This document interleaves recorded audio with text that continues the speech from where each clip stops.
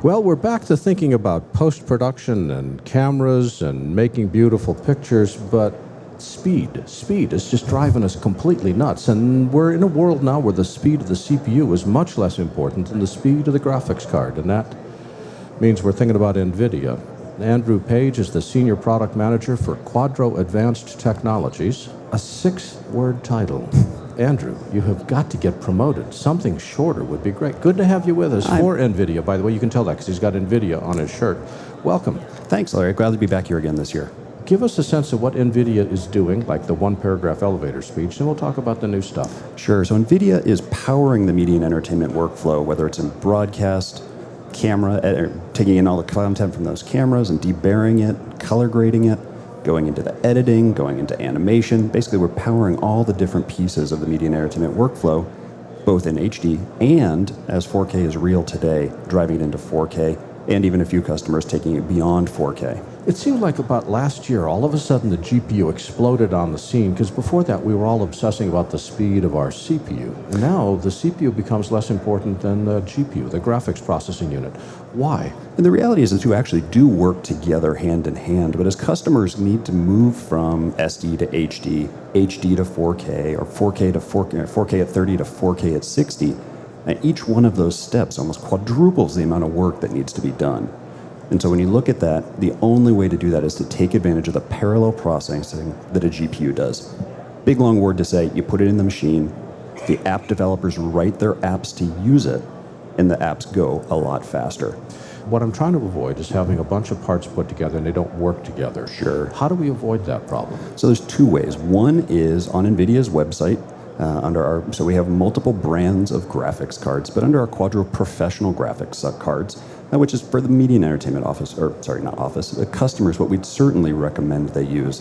Designed, tested for high reliability, certified by most of the software vendors for everything to work together correctly.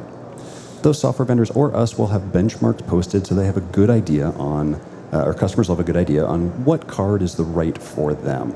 But when they stick with that, they stick on those professional graphics cards that are certified by the tools they use. They have a good, basically, best chance they can to get going and working. So one other way that we're working to make that selection choice easier is rather than putting the GPU in the machine under the desk with you, actually making it available to you in the cloud, whether that's from companies like Amazon or tools like Adobe's Edit Anywhere, where companies have been moving the GPU away from under the desktop into a data center somewhere else. So the customer doesn't need to necessarily make the choice. They get all the benefits no matter what system they're on. Well, that gets me to what the new stuff is that NVIDIA's got. So what's your new toys? Sorry, the incredible tools that you've released for this year. So this year, we're showing new here at NAB, the iRay VCA. It's a rendering appliance for our iRay renderer.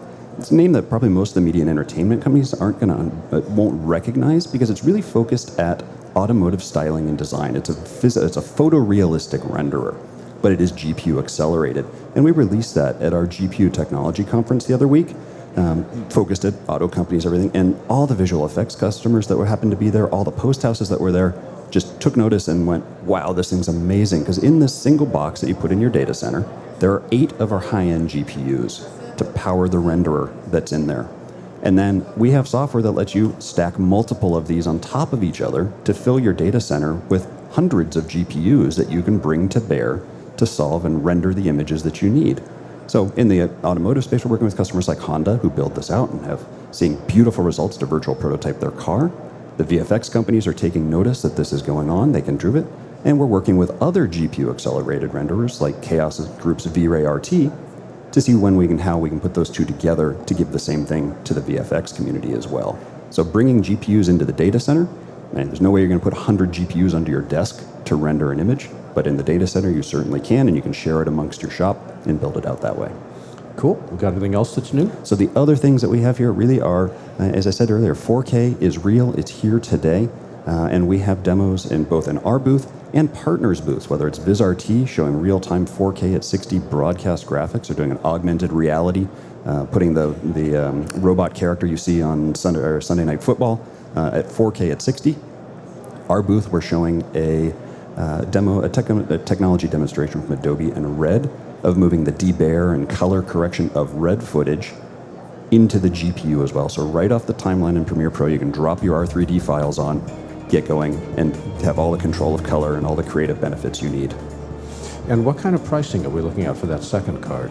So the graphics cards that we have within our systems, they range in price from $150 to about $4,000 to $5,000, depending on how much performance and memory you need. And where can people go on the web to learn more about the cards you got? So we have full information on www.nvidia.com. That's a single website with one word, nvidia.com. That's nvidia.com/Quadro, Quadro. And Andrew Page is the Senior Product Manager for Quadro Advanced Technologies for NVIDIA. Andrew, thanks for joining us today. Thanks again, Larry. Take care.